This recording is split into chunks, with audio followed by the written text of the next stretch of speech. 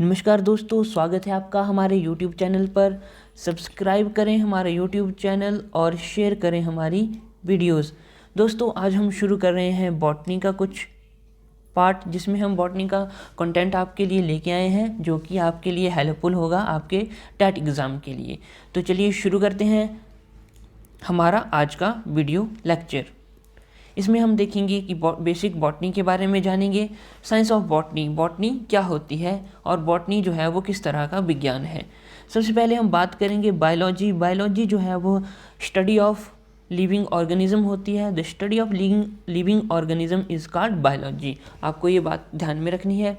और साथ में बायोलॉजी की दो ब्रांचेज होती हैं। बायोलॉजी की मेनली दो ब्रांचेज होती हैं, जिसे हम बॉटनी और दूसरी को हम जूलॉजी कहते हैं। तो जो बॉटनी होती है वो होती है the science related to plants is called as botany. तो जो साइंस जो है प्लांट्स से रिलेटेड होती है या स्टडी ऑफ प्लांट्स जिस साइंस में हम करते हैं उसे हम कहते हैं बॉटनी। और जूलॉजी होती है the science related to animals is called zoology. यानी कि जूलॉजी वो साइंस होती है जिसमें हम एनिमल्स की स्टडी करते हैं। तो दोस्तों, मैं आपको बताऊं कि जो फादर ऑफ बायोलॉजी हैं वो कौन है, तो वो हैं Aristotle. Aristotle is father of biology. और साथ में ही जूलॉजी के फादर कौन है, तो जूलॉजी के जो फादर हैं वो भी हैं एरिस्टोटल। लेकिन जो बॉटनी के जो फादर हैं उनका नाम है Theophrastus. Theophrastus is father of botany. तो आपको ये बात ध्यान रखनी है। एग्जाम में आपसे सीधा क्वेश्चन पूछा जा सकता है कि फादर ऑफ बायोलॉजी, बॉटनी या जूलॉजी जो है वो कौन है। चलिए बात करते हैं अब डाइवर्सिटी की इन हैबिटेट के बारे में। जो हैबिटेट में भिन्नता है, कहाँ कहाँ पे जो है वो प्लांट्स पाए जाते हैं, हम उनके बारे में बात करते हैं। तो आइए जानते हैं हैबिटेट के बारे में। हैबिटेट क्या होता है? Habitat is a place where an organism grows naturally. तो हैबिटेट एक ऐसी जगह होती है, ऐसा स्थान होता है जहाँ पे कोई भी ऑर्गेनिज्म जो है वो क्या करता है, ग्रो करता है नेचुरली। ठीक है, नेचर के हिसाब से इन्वायरमेंट में रह के जहाँ पे वो ग्रो करता है।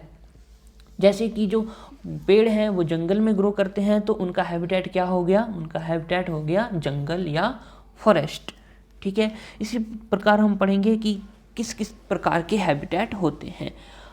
बात कर रहे हैं हम मीजोफाइट्स की। Mesophytes, these are the terrestrial plants which live in average climate with limited rainfall and moderate temperature।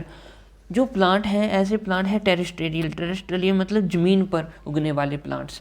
तो ज़मीन पर उगने वाले प्लांट्स जो कि कहाँ रहते हैं, जहाँ पे एवरेज क्लाइमेट होता है, ना जब वहाँ पे ना ज़्यादा वर्षा होती है, ना ज़्यादा गर्मी होती है और ना ही ज़्यादा सर्दी होती है। ऐसे प्लेस में जो प्लांट्स ग्रो करते हैं उन्हें हम कहते हैं मीजोफाइट्स। देखिए, which live in average climate with limited rainfall. और जहाँ पे रेनफॉल जो है वो लिमिटेड होता है और टेम्परेचर जो है वो मॉडरेट रहता है, ना ही ज़्यादा टेम्परेचर होता है और ना ही टेम्परेचर जो है वो कम होता है। एग्जाम्पल के लिए हम बात करेंगे मैंगो, हिबिस्कस एंड नीम। तो ये जो उदाहरण थे वो थे मीजोफाइट्स के। बात करते हैं हम जीरोफाइट्स की। Xerophytes, these are the plants which grow in dry habitats with low rainfall, low water content, high temperature and high intensity of light। ऐसे प्लांट्स जो कि ड्राई हैबिटेट्स में रहते हैं, यानी कि शुष्क वातावरण में हैबिटेट में रहते हैं, जहाँ पे क्या होता है, कम वर्षा होती है, कम रेन होती है, कम वाटर कंटेंट होता है। ठीक है, कम वाटर कंटेंट होता है और हाई टेम्परेचर होता है। साथ में ही हाई क्या होती है, लाइट होती है। तो ऐसा जो वातावरण है हमें कहाँ मिलता है, मरुस्थल में मिलता है, डेजर्ट्स में मिलता है। डेजर्ट्स में क्या होता है, रेनफॉल कम होती है, वाटर का कंटेंट जो है वो भी लो होता है और वहाँ पे टेम्परेचर क्या होता है, हाई होता है। और साथ में ही जो लाइट होती है वो भी, इंटेंसिटी ऑफ लाइट भी क्या होती है, हाई होती है। तो इस प्रकार का जो हमारे पास हैबिटेट आता है उसे हम कहते हैं जीरोफिटिक हैबिटेट। और जो प्लांट्स वहाँ पे ग्रो करते हैं उन्हें हम कहते हैं जीरोफाइट्स। एग्जाम्पल के लिए हम बात करते हैं ओपेंचिया, नीरियम, अकेसिया और कैसुनेरिया। ये जो है कैसुरिना जो है, ये सारे जो हैं वो ज़ीरोफाइटिक प्लांट हैं, ज़ीरोफाइटिक प्लांट्स। तो आपको ये बात ध्यान में रखनी है। अब बात करते हैं हम हाइड्रोफाइट्स के बारे में। दोस्तों आपको पता है कि हाइड्रो जो है उसका मतलब होता है वाटर, ठीक है, वाटर। तो ऐसे प्लांट्स जो कि वाटर वाले इन्वायरमेंट में ग्रो करते हैं, मॉइस्ट प्लेसेस में ग्रो करते हैं, उन्हें हम कहते हैं हाइड्रोफाइट्स।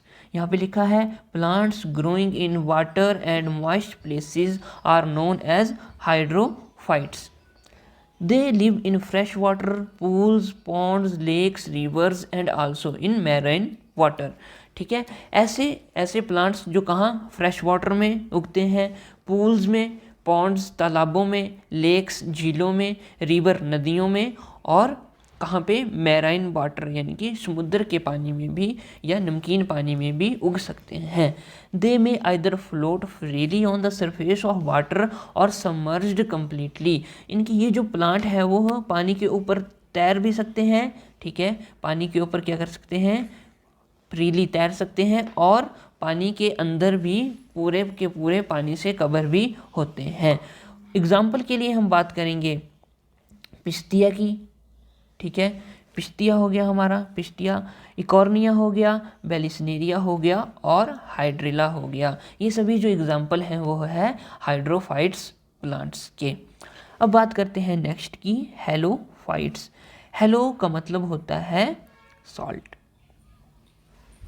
ठीक है, हेलो का मतलब होता है साल्ट। तो ऐसे प्लांट्स जो साल्ट इन्वायरमेंट में, साल्टी इन्वायरमेंट में या साल्ट कंडीशन में ग्रो करते हैं, उन्हें हम कहते हैं हेलोफाइट्स।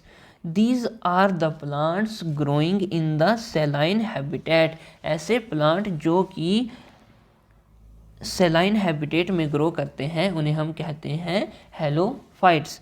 एग्जाम्पल के लिए हम बात करेंगे सेलिकॉर्निया, टेमेरिक्स और सिनोपोडियम एक्स्ट्रा। और ये जो है सेलिकॉर्निया है, सिनोपोडियम है, ये जो है हेलोफाइट्स हैं। अब आगे आ रहा है मैंग्रोव्स। तो मैंग्रोव्स जो हैं वो कौन से प्लांट होते हैं, यहाँ पे लिखा है कि halophytes growing near estuaries and swamps along the sea coast are called mangroves. यानी कि ऐसे हेलोफाइट्स, ठीक है, हेलोफाइट्स मतलब जो साल्ट कंडीशन में ग्रो करते हैं, ऐसे हेलोफाइट्स जो कि स्वैम्प्स यानी कि दलदल, यानी कि हेलोफाइट प्लांट्स जो कि दलदल में ग्रो करते हैं, सी के कोस्ट यानी कि सी के आसपास, जो सी का कोस्ट होता है, सी का किनारा होता है, उसके आसपास, उसे हम कहते हैं mangroves. Mostly they are trees. कहते हैं कि आमतौर पर यह क्या होते हैं, ट्रीज होते हैं, यानी कि जो ये पौधे जो होते हैं वो बड़े बड़े होते हैं, इसलिए हम इनको कहते हैं trees. They possess special adaptation like sporting roots, pneumatophores, vivipary extra. तो ये इनमें क्या क्या जो स्पेशल एडेप्टेशंस होती हैं, इनमें होती हैं स्पोर्टिंग रूट्स। जैसे मान लो ये ट्री है तो इनको ब्रांच से जो है वो रूट्स इनको सपोर्ट करने के लिए होंगी, नीचे तो रूट्स होंगी लेकिन ब्रांच से भी जो है रूट्स हैं वो निकली होंगी जो कि इनको सपोर्ट करेंगी। निमेटोफोर्स जो हैं वो वाटर के जो वाटर लॉस के लिए है वो वहाँ पे यूज़ किए होते हैं। और बीबीपेरी जो है वो एक रिप्रोडक्शन का जो मेथड होता है वो होता है। तो इन सभी में क्या होता है, मैंग्रोव्स में यह स्पेशल एडेप्टेशन जो है वो पाई जाती हैं। अब एग्जाम्पल्स की बात करते हैं मैंग्रोव्स की। तो रिजोफोरिया, ठीक है, रिजोफोरिया, एबिसिनिया और सेनेरिटा। तो ये जो है क्या है, एग्जाम्पल्स हैं किसके, हमारे मैंग्रोव्स के, ठीक है, मैंग्रोव्स प्लांट्स के। अब नेक्स्ट की बात करते हैं एपीफाइट्स। एपीफाइट्स क्या होते हैं, ऐसे प्लांट जो कि अपने शेल्टर के लिए किसी दूसरे ट्री या प्लांट पर ग्रो करते हैं। देखिए, plants which grow on the stem and branches of large trees.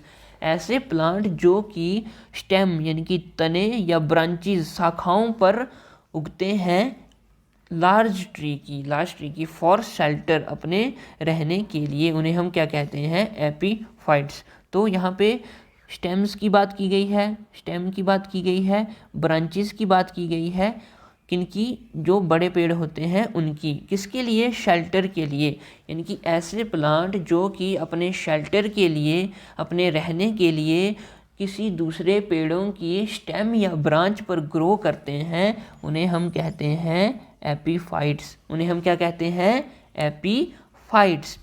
They are two kind of root, इनकी उनके पास जो है वो दो प्रकार की क्या होती हैं, रूट्स होती हैं, इनकी जड़ें होती हैं, जिनको हम क्या कहते हैं, क्लिंजिंग रूट्स और बेलेनम रूट्स। तो इन रूट्स का क्या फंक्शन होता है, जो क्लिंजिंग रूट्स होती हैं वो सपोर्ट प्रोवाइड करती हैं, clinging roots provide supports to the plant while velamen roots help in the absorbing moisture। और जो velamen roots जो हैं वो मॉइस्चर को ऑब्जॉर्व करती हैं, मॉइस्चर को ऑब्जॉर्व करती हैं। ठीक है, उम्मीद करता हूँ कि जितना भी मैं आपको बता रहा हूँ आपको समझ आ रहा होगा। तो अब इसके उदाहरण के बारे में बात करते हैं, एग्जाम्पल्स के बारे में बात करते हैं। किसके एग्जाम्पल के बारे में, एपीफाइट्स के एग्जाम्पल के बारे में। बेंडा, ओवेरिनिया, बुल्बोफाइलम और टेलियोफाइलम। ठीक है, तो ये जो है एग्जाम्पल हैं किसके, एपीफाइट्स के। बेंडा, ओवेरिनिया, बुल्बोफाइलम और टेनियोफाइलम, ये बात जो है आपको ध्यान में रखनी है। अब बात करते हैं डाइवर्सिटी इन फॉर्म। फॉर्म यानी कि स्ट्रक्चर की शेप और साइज किस तरह से वेरी करता है प्लांट्स का। तो यहाँ पे बात कर रहे हैं हम पहले हर्ब्स की। किसके बारे में बात कर रहे हैं हम, हर्ब्स के बारे में। हर्ब्स क्या होता है, these plants have soft and delicate stem. ऐसे प्लांट जिनकी जो स्टेम होती है वो सॉफ्ट होती है, बहुत ही सॉफ्ट होती है, एंड डेलिकेट होती है। ठीक है, सॉफ्ट यानी कि उसमें जो है वो मजबूती नहीं होती है, बहुत ही लचीली होती है। तो ऐसे प्लांट्स को हम क्या कहेंगे, हर्ब्स कहेंगे। ठीक है, और इनकी हाइट क्या होगी, इनकी हाइट जो है वो हमारे पास होगी 1 से लेके 3 फीट तक। तो ऐसे प्लांट जो कि 1 से 3 फीट के होंगे और उनकी जो स्टेम होगी वो सॉफ्ट होगी, उनको हम कहेंगे हर्ब्स, उनको हम कहेंगे हर्ब्स। दे मे बी इरेक्ट, कह रहा है कि ये सीधी हो सकती है, इरेक्ट हो सकती है, और प्रोस्ट्रेट और झुकी हुई भी हो सकती है। And live as ephemerals, annuals, biennial और पेरेनियल। कह रहा है कि यह एनुअल भी हो सकती है, एनुअल यानी कि जिनका जो लाइफ होती है वो 1 साल की होती है। ठीक है, या फ्लावरिंग जो होती है उनकी 1 साल बाद आएगी। ठीक है, बाइएनुअल हो सकता है, 2 साल भी हो सकता है, और पेरिनियल मतलब सदाबहार, यानी कि पूरे साल जो है वो उनमें फ्लावरिंग होती रहेगी। तो इनको हम कहेंगे हर्ब्स। अब एग्जाम्पल्स के बारे में बात करेंगे तो ये आएगा ऑर्जा सैटिवा। ठीक है, ऑर्जा सैटिवा, रैम्फनस सैटिवस और मूसा। तो ये जो है वो हर्ब्स हैं, ये क्या है, हर्ब्स हैं। अब बात करते हैं हम सर्ब्स के बारे में। श्रब्स जिसको हम कहते हैं, दिस प्लांट्स आर बिगर, ये जो हैं वो बड़े होते हैं, देन हर्ब्स से बड़े होते हैं। वुडी यानी कि इनसे हमें क्या मिलती है, वुड मिलती है, लकड़ी मिलती है। एंड प्रोफ्यूजली ब्रांच स्टेम, और इनकी जो स्टेम होती है वो क्या होती है, ब्रांचड होती है। इस तरह से ब्रांचड स्टेम होगी। ठीक है, ब्रांचड स्टेम होगी। ठीक है, और branches are very close to the soil surface, जो तो सॉइल सरफेस के बहुत ही नज़दीक जो है वो क्या होगी, इनकी ब्रांचेस होगी। ये देखिए ब्रांचेस जो है वो सॉइल से बहुत ही नज़दीक हैं। They grow to height about 6 feet, और इनकी हाइट कितनी होगी, लगभग 6 फीट होगी। तो जो श्रब्स हैं वो कितने फीट तक ग्रो कर सकते हैं, 6 फीट तक ग्रो कर सकते हैं। अब एग्जांपल देखेंगे हम इनके, नेरियम हो गया, ठीक है, ओडोरम हो गया और गॉसिपियम हो गया। तो ये जो हैं एग्जांपल्स हैं किसके, श्रब्स के, ये एग्जांपल हैं श्रब्स के। अब बात करते हैं हम ट्रीज़ के बारे में। किसके बारे में बात करेंगे, ट्रीज़ के बारे में। Trees, these are plants which grow to a height of several feet. ये ऐसे प्लांट जो कि बहुत ही ऊंचाई तक ग्रो करते हैं, ठीक है, बहुत ही ऊंचाई तक ग्रो करते हैं, सेवरल फीट यानी कि कुछ फीट तक, ठीक है, बहुत ही ऊंचे होते हैं। दे आर पेरेनियल, और ये क्या होते हैं, पेरेनियल होते हैं।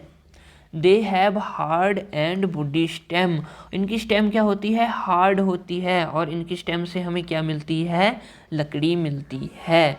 विद मैनी ब्रांचेस, और इनकी क्या होती है, बहुत ज़्यादा ब्रांचेस होती हैं, ठीक है, क्या होती हैं, बहुत ज़्यादा ब्रांचेस जो हैं वो इनकी होती हैं।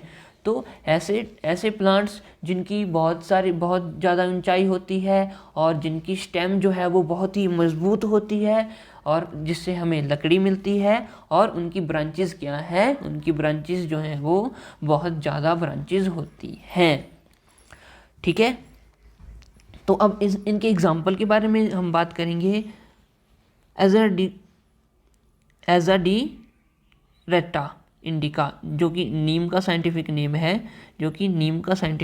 है, और फाइकस बेंगलेंसिस, जो कि बनैन ट्री का जो है वो साइंटिफिक नेम है, फाइकस बेंगलेंसिस। तो उम्मीद करता हूँ कि आपको ये बात समझ में आई होगी। अब हम बात करते हैं नेक्स्ट की, टुनर्स। टुनर जो है वो किस तरह के प्लांट्स होते हैं। दीज आर, ठीक है, क्या बोल रहा है, दीज आर बीक स्टेम्ड, ये जो है वो बीक स्टेम होती है, इनकी स्टेम जो है वो बीक होती है। Which coil around a support for climbing, और यह किसी के ऊपर जो है वो क्लाइंब करती है। जैसे मान लीजिए कि कोई पेड़ है, ठीक है, तो उसके ऊपर जो है वो ये क्लाइंब करेगी, उसके ऊपर जो है वो चढ़ जाएगी।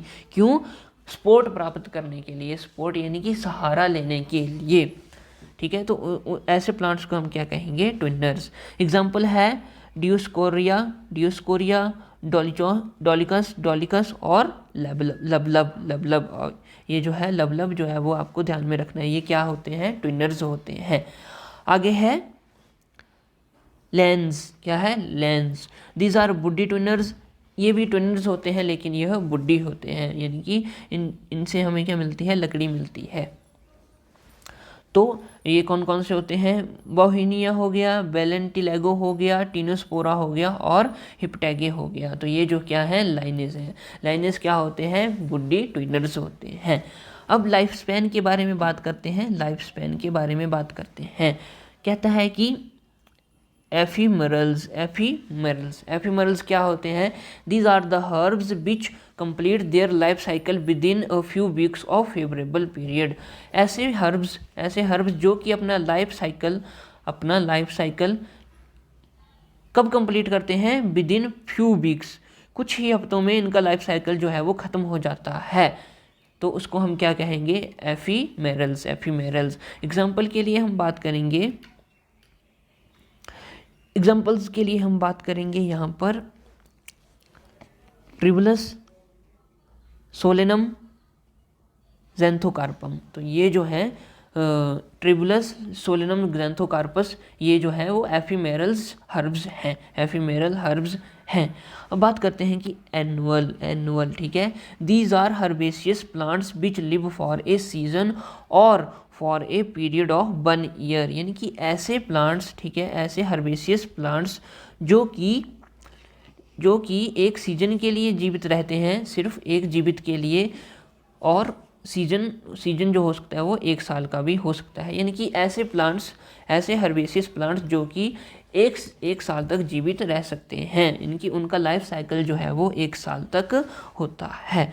तो इसके जो उदाहरण है वो है ऑर्जा सैटिवा, जिसको हम राइज कहते हैं, और ऑर्जा सैटिवा राइज का साइंटिफिक नेम है।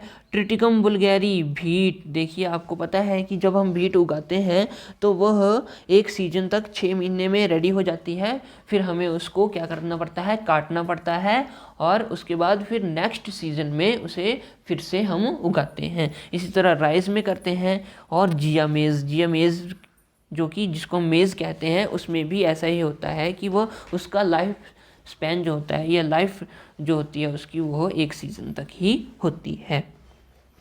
अब बात करते हैं बाइनियल्स की। बाइनियल्स क्या होते हैं, किस प्रकार के पौधे होते हैं। Plants have a life span of 2 years, यानी कि ऐसे पौधे जिनका लाइफ स्पैन जो होता है वह 2 साल का होता है, यानी कि ऐसे पौधे जिनका लाइफ स्पैन जो है वह 2 साल तक का होता है। They remain in the vegetative phase during the first year and produced flower and fruits during the second year, यानी कि जो पहला साल जो होता है वो उनका वेजिटेटिव फेज होता है, यानी कि उनका ग्रोथ का फेज होता है, फर्स्ट जो फेज़ होता है, फर्स्ट ईयर जो होता है, और जो सेकंड ईयर होता है उसमें वो क्या करते हैं, फ्लावर प्रोड्यूस करते हैं और फ्रूट्स प्रोड्यूस करते हैं। तो इसी तरह जो है वो ये 2 हाफ में डिवाइड किया गया है। फर्स्ट हाफ में 1 साल में वो वेजिटेटिव प्रोसेस होती है, उनकी ग्रोथ होती है, और सेकंड हाफ यानी कि दूसरा साल जहाँ पे वो फ्लावर्स और फ्रूट जो हैं वो पैदा करते हैं। ठीक है, तो इस प्रकार के जो एग्जाम्पल हैं, इस प्रकार के जो प्लांट्स हैं वो कौन कौन से हैं। रेफनस सेटिवस जिसको हम रेडिस कहते हैं, मूली जिसको हम कहते हैं। उसके बाद है डेकस कैरोटा जिसको हम कैरेट कहते हैं। बीटा बुल्गैरिस बीटरूट होती है। ठीक है, तो ये जो हैं उदाहरण थे हमारे, किसके उदाहरण थे, बाइनियल प्लांट्स के। अब इसके बाद हम बात करेंगे पेरिनियल, प्लांट्स के बारे में।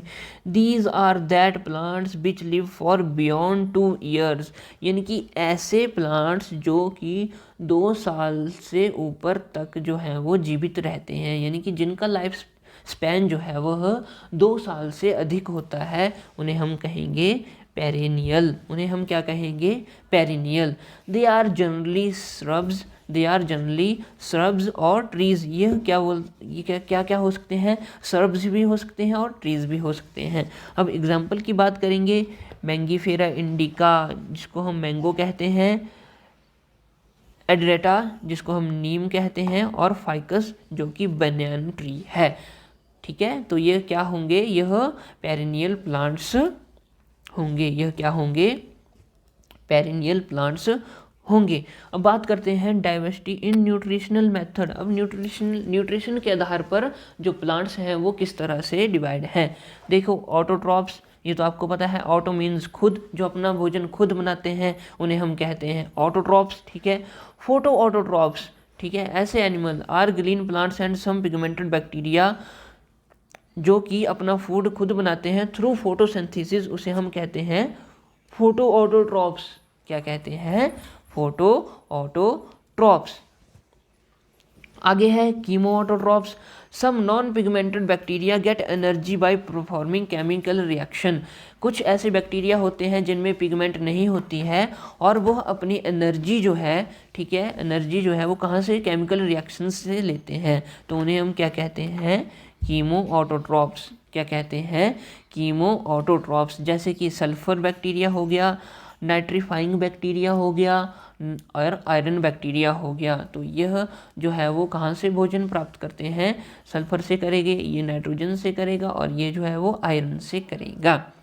अब आगे आता है पैरासाइट्स। ये पैरासाइट्स क्या होते हैं, these are the plants which depend on other organism for their food. ऐसे प्लांट्स, ठीक है, जो अन्य ऑर्गेनिज्म पर डिपेंड रहते हैं, किस लिए, भोजन के लिए। They have special type of absorbing organ called haustoria. उनके पास एक स्पेशल ऑर्गन होता है जिसे हम हाउस्टोरिया कहते हैं, जिससे कि वो क्या करते हैं, भोजन जो है वो ऑब्जॉर्ब करते हैं किसी अन्य ऑर्गेनिज्म से। All pathogenic fungi belong to this group. जो कि पैथोजेनिक फंजाई होती है, ठीक है, जिनका यूज़ जो है वो जो पैथोजेनिक, जिससे हमें फंजाई में पैथोजन होते हैं, बीमारी करते हैं, उन फंजाई को हम क्या कहेंगे, पैरासाइट कहेंगे। और वह क्या करते हैं, वह अपने भोजन के लिए दूसरों पर डिपेंड रहते हैं।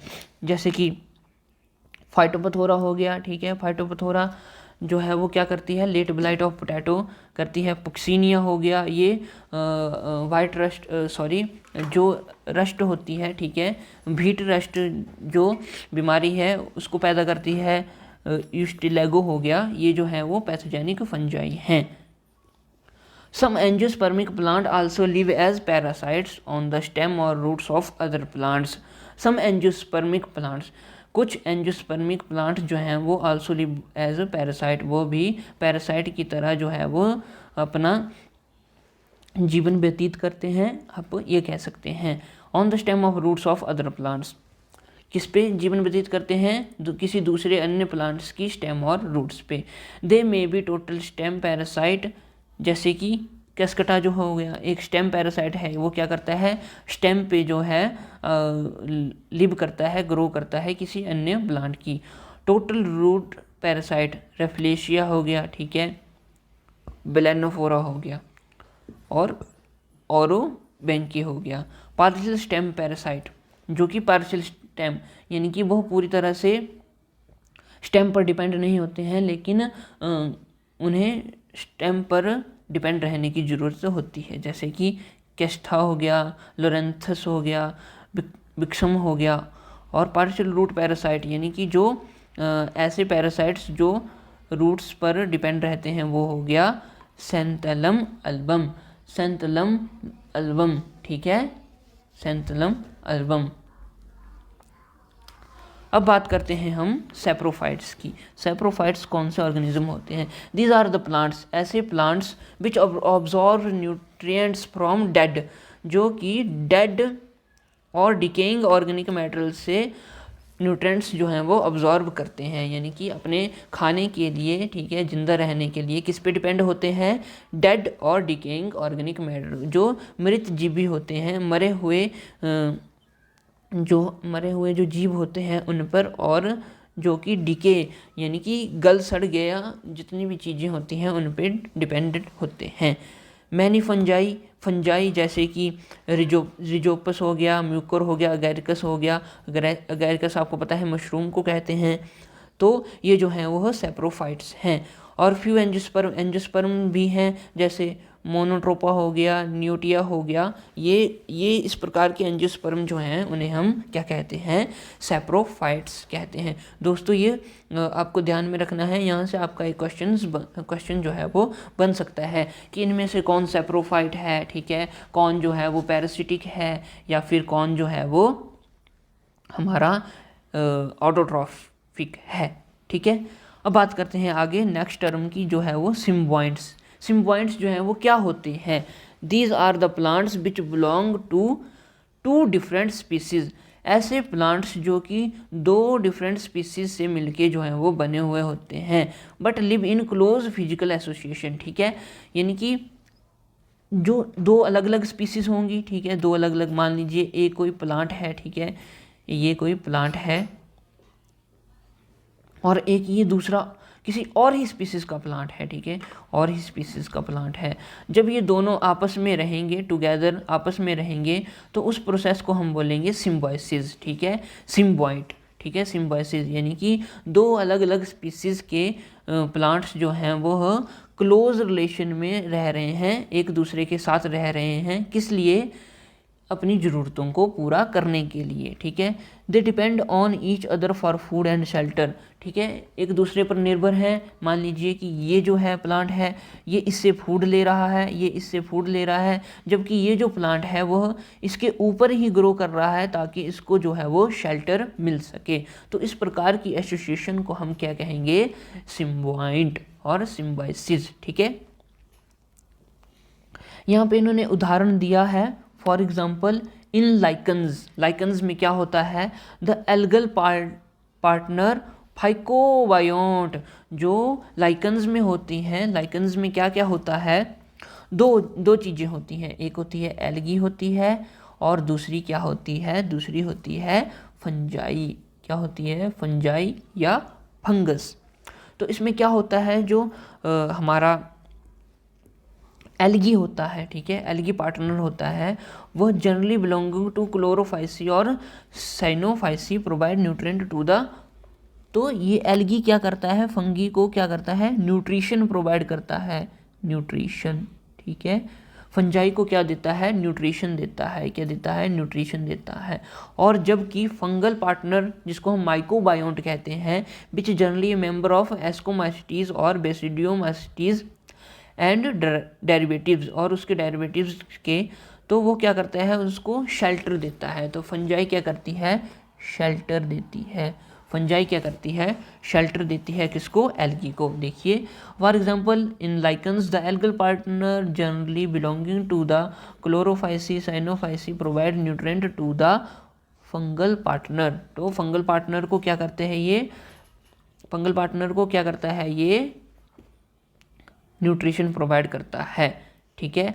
जबकि जो फंगल पार्टनर होता है mycobiont which is generally a member of ascomycetes basidiomycetes and उसके डेराइव्स मॉइस्चर मिनरल्स। हाँ, तो वो क्या करता है, वो मॉइस्चर और mineral and shelter in return. तो वह क्या करता है, फंजाई को, एल्गी को क्या करता है, फंजाई शेल्टर प्रोवाइड करता है, मिनरल्स भी देता है और साथ में मॉइस्चर भी प्रोवाइड करता है, ठीक है। तो इस तरह से क्या होता है, यह दो चीज़ों की एसोसिएशन होती है, दो स्पीसीज़ की एसोसिएशन होती है। अब बात एक और एग्जांपल्स की बात कर रहा है। Similarly rhizobium in the root nodule, ठीक है। रिहिजोबियम जो है वो किसके रूट नोड्यूल्स में, ब्रू ग्रीन एल्गी के नोड्यूल्स में। एनबीना एंड नोस्टॉक जो है वो ब्रू ग्रीन एल्गी है। तो वो क्या करता है, वो भी एसोसिएशन में रहता है, ठीक है। रिहिजोबियम जो है वो भी ब्लू ग्रीन एल्गी के साथ एसोसिएशन में रहता है और नाइट्रोजन फिक्सेशन में हेल्प भी करता है। इस तरह से एक और है, देखो roots of cycas and association between the roots of some plants and fungi mycorrhizae जिसको हम कहते हैं, also an example of symbiosis. तो साइकस के रूट और फंजाई के साथ एसोसिएशन को भी हम सिम्बोसिस कहते हैं। अब आता है हमारा इंसेक्टिवोरस। क्या आता है, इंसेक्टिवोरस। तो इंसेक्टिवोरस का क्या मीनिंग होता है, और कार्निवोरस जिसको हम कार्निवोरस प्लांट्स भी कहते हैं, ठीक है, जिसको हम कार्निवोरस प्लांट भी कहते हैं। तो इंसेक्टिवोरस होते हैं द प्लांट्स, ठीक है, कौन से, the plants which are capable of leading an independent life. ऐसे प्लांट्स जो कि इंडिपेंडेंट लाइफ व्यतीत करते हैं, but they depend on insects for obtaining nitrogen and proteins. लेकिन वह किस पे, इंसेक्ट्स पे डिपेंड होते हैं। किस पे डिपेंड होते हैं, इंसेक्ट्स पे डिपेंड होते हैं। किस लिए, नाइट्रोजन की कमी को पूरा करने के लिए और प्रोटीन्स की कमी को पूरा करने के लिए। तो कहता है ऐसे प्लांट्स जो कि डिपेंड रहते हैं, इंसेक्ट्स पर डिपेंड रहते हैं नाइट्रोजन के लिए और प्रोटीन्स के लिए, ठीक है, क्योंकि इनके पास जो है वो नाइट्रोजन की कमी होती है, नाइट्रोजन डेफिशिएंट हैबिटेट होता है, नाइट्रोजन की कमी होती है। उदाहरण के लिए देखिए नेफ्थेंस, ड्रोसेरा और यूटिक्लेरिया। तो ये जो है हमारे उदाहरण है इंसेक्टिवोरस या कार्निवोरस प्लांट्स के। तो दोस्तों उम्मीद करता हूँ कि आपको हमारी वीडियो से बहुत ही महत्वपूर्ण जानकारी मिली होगी और यह जो है वो वीडियो जो है वो आपके एग्ज़ाम में आपके लिए बहुत ही हेल्प करेगी। आशा करता हूँ कि आपको इसमें से एक ना एक प्रश्न देखने को ज़रूर मिलेगा। तो दोस्तों अच्छे से पढ़ाई करें और आने वाले एग्ज़ाम के लिए प्रिपरेशन अच्छे से करें। दोस्तों सब्सक्राइब करें हमारा यूट्यूब चैनल और साथ में शेयर करें हमारी वीडियोस को। मिलते हैं नेक्स्ट वीडियो में, तब तक के लिए अपना ध्यान रखें। Good bye.